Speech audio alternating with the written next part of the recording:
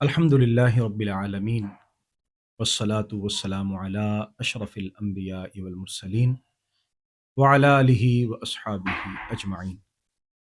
اللہم صلی وسلم مبارک علی سیدنا و مولانا محمد اجبد الخلق وعلی آلہ وصحبہ اجمعین۔ معزز و محترم سامعین و ناظرین،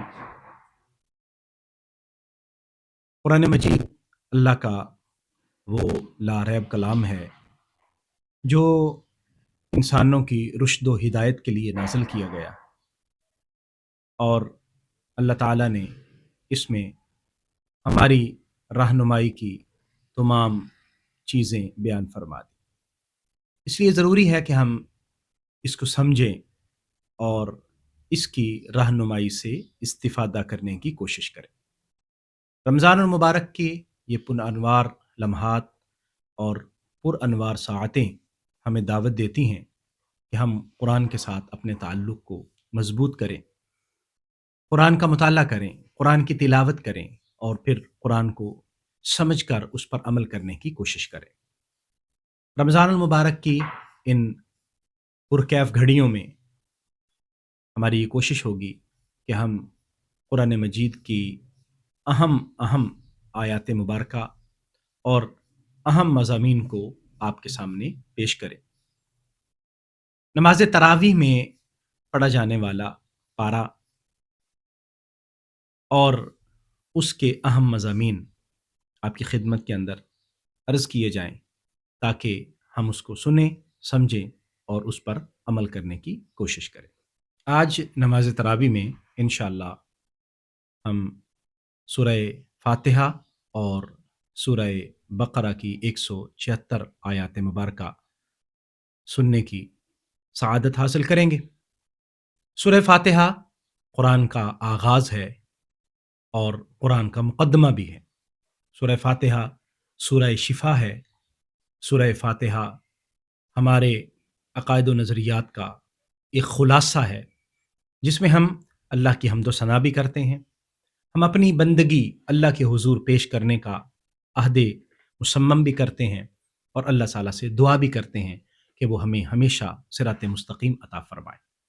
سورہ فاتحہ کو بہت زیادہ اہمیت عطا فرمائی گئی اور نبی کریم صلی اللہ علیہ وسلم کو جو خصوصی اللہ کی طرف سے انعامات عطا فرمائے گئے اس میں سورہ فاتحہ ایک اہم انعام ہے۔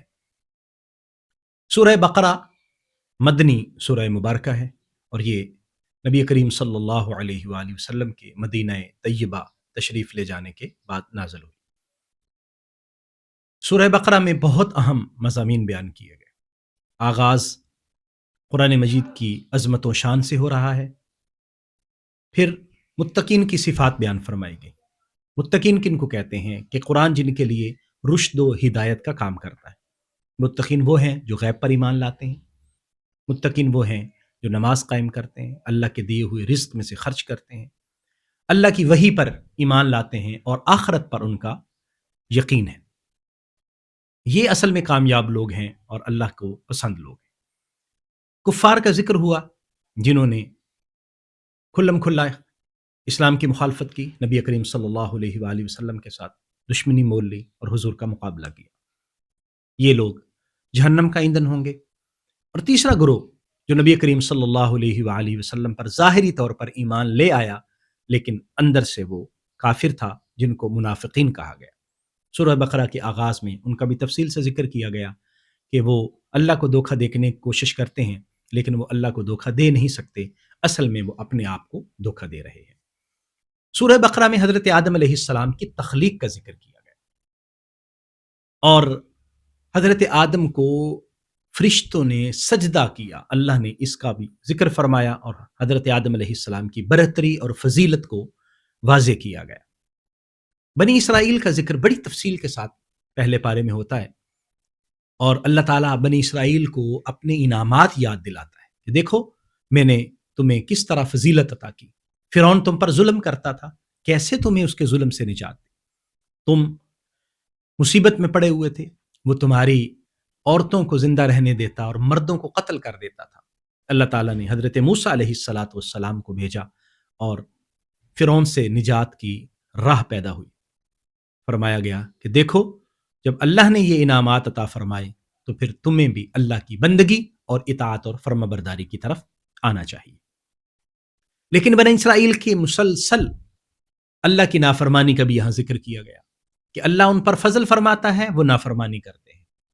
پانی نہیں ملتا، چشموں سے پانی جاری ہو جاتا ہے اور وہ بسلامتی نکل جاتے ہیں فرعون سے بچ کے، لیکن اس کے باوجود اللہ کے احکام کی مخالفت کرتے ہیں اور شرک کرتے ہیں، بچڑے کو معبود بنا لیتے ہیں، حضرت موسیٰ علیہ الصلاۃ والسلام کی مخالفت کرتے ہیں.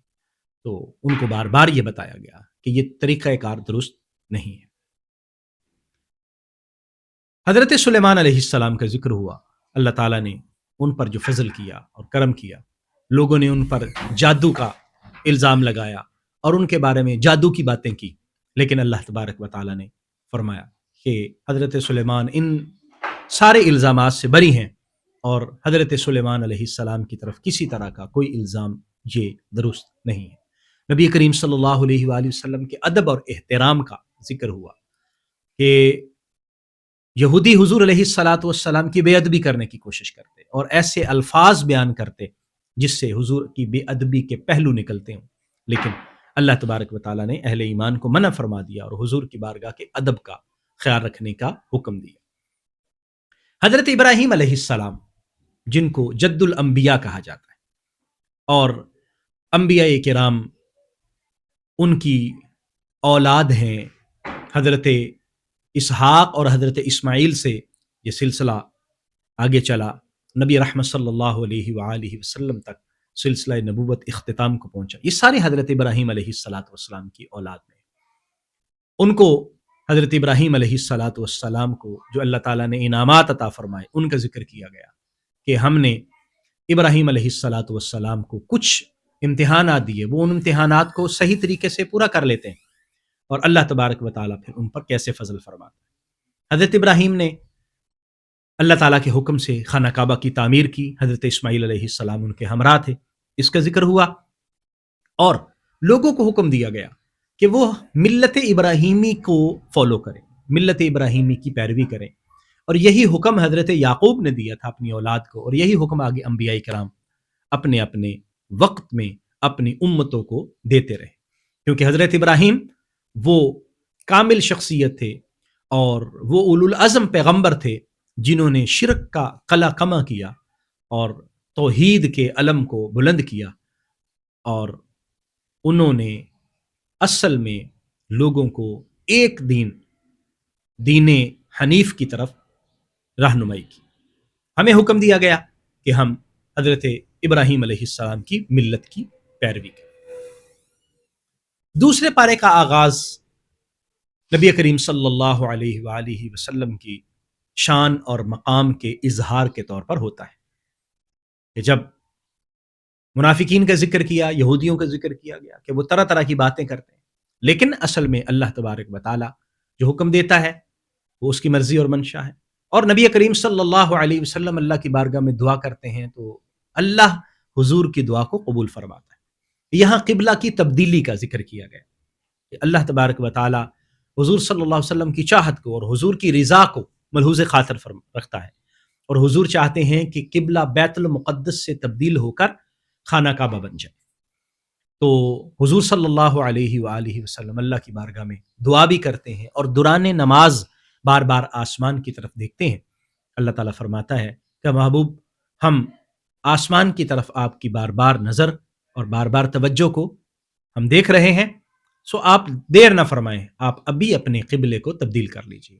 تو یوں حکم ہوا اور حضور صلی اللہ علیہ وسلم نے دوران نماز مسجد اقصی سے منہ پھیر کر مسجد حرام کی طرف یعنی خانہ کعبہ کی طرف کر لیا، اور یوں خانہ کعبہ کو قبلہ قرار دے دیا گیا اور قیامت تک کے لیے خانہ کعبہ قبلہ بن گیا. شہداء جنہوں نے اپنی جان، اپنا مال، اپنا تن من دھن سب کچھ اللہ کے حضور پیش کر دیا، ان کا ذکر ہوا اور بتایا گیا خبردار جو شہید ہیں ان کو تم نے مردہ بھی نہیں کہنا، بلکہ اللہ تعالیٰ نے ان کو زندگی عطا فرمائی ہے اور زندگی کا شعور تمہیں نہیں ہے کہ وہ کیسی زندگی ہے. اللہ تبارک و تعالیٰ کے رستے میں جو اپنی جانوں کے نذرانے پیش کرتے ہیں، ایک تو وہ لوگ ہیں جو ظاہری تلوار سے شہید ہوئے ہیں، اور وہ لوگ بھی ہیں جو اللہ تعالیٰ کی بندگی کے اندر اپنی ساری زندگی کو بسر کر دیتے ہیں۔ اللہ تعالیٰ ان پر بھی فضل فرماتا ہے۔ ہمیں حوصلہ اور صبر کی تلقین کی گئی، اہل ایمان کو بتایا گیا کہ آزمائش آتی ہے، اللہ تبارک و تعالیٰ انسان پر آزمائش بھیجتا ہے، اور وہ آزمائش انسان پر اس کے مال میں بھی آتی ہے، اس کی اولاد میں بھی آتی ہے، اس کی صحت میں بھی آتی ہے، اور اس کے تمام چیزوں میں آتی ہے۔ لیکن اہل ایمان وہ ہیں جو حوصلہ اور صبر کرتے ہیں۔ یہاں صبر کی تلقین خصوصی طور پر فرمائی گئی، اور خوشخبری بھی عطا کی گئی کہ جو لوگ صبر کرنے والے ہیں اللہ تبارک و تعالیٰ ان پر خاص فضل فرماتا ہے، اور وہ اللہ تعالیٰ کے خاص انعامات میں ہوں گے۔ عمرہ اور حج، اس کا اصل مقصد اللہ کی بندگی ہے اور اللہ کی رضا ہے۔ اللہ تبارک و تعالیٰ نے حج اور عمرہ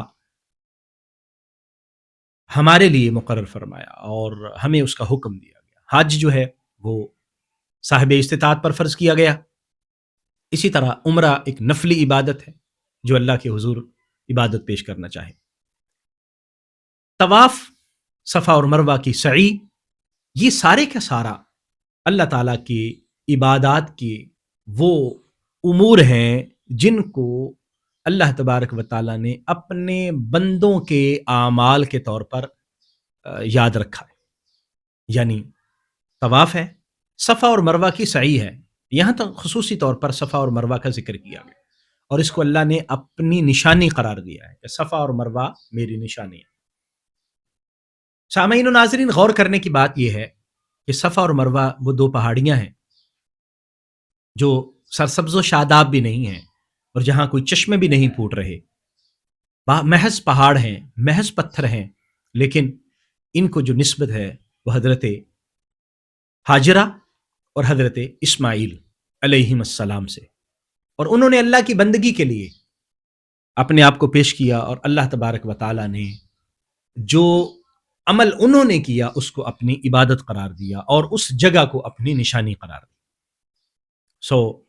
یہاں پر اہل عرب کو حکم دیا گیا، اور پھر تمام اہل ایمان کو یہ حکم دیا گیا کہ یہاں پر سعی کرنا یہ اللہ تبارک و تعالیٰ کی بندگی اور رضا کا موجب ہے۔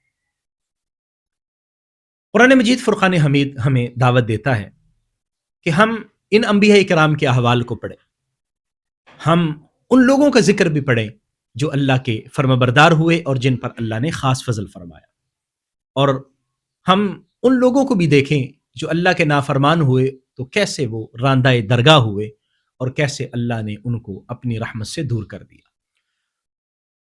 سورہ بقرہ کے ابتدائی وہ رکوع اور ابتدائی آیات مبارکہ جن کا ذکر آج ہم نے کیا ہے، یہ ہمیں اس بات کی طرف متوجہ کرتی ہیں کہ ہمیں ہمیشہ اللہ کا بندہ بن کے رہنا چاہیے، اور خلوص نیت کے ساتھ اور دل کی اتھاہ گہرائیوں سے اللہ کی بندگی کو اپنا مقصد حیات بنانا چاہیے، کیونکہ یہ زندگی بہرحال عارضی ہے اور ہم نے اس دنیا سے رخصت ہونا ہے۔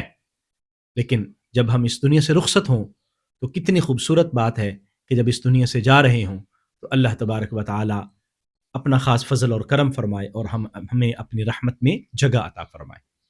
تو آئیے قرآن مجید کو اپنی زندگی کا حصہ بنائیں، قرآن مجید کے ساتھ تعلق کو مضبوط بنائیں، تاکہ یہ قرآن ہمارا اللہ کے ساتھ تعلق مضبوط بنا دے، اور یہ اسی وقت ہوگا جب ہم قرآن کی تلاوت کریں گے، اس کو سمجھیں گے اور اس کو سیکھنے کی کوشش کریں گے۔ تو رمضان المبارک کے ان پاکیزہ لمحات میں آپ قرآن مجید کی تلاوت بھی کیجئے، اس کو ترجمہ اور تفسیر کے ساتھ سمجھنے کی کوشش بھی کیجئے، اور یہ گزارشات جو آپ کی خدمت میں عرض کی جا رہی ہیں، مضامین قرآن کا خلاصہ آپ کی خدمت میں عرض کیا تاکہ ہم اس سے استفادہ کر سکیں۔ اللہ تعالی ہمیں توفیق عطا فرمائے، ہم سب کا حامی و ناصر ہو، آمین۔ وآخر دعوایا ان الحمد للہ رب العالمین۔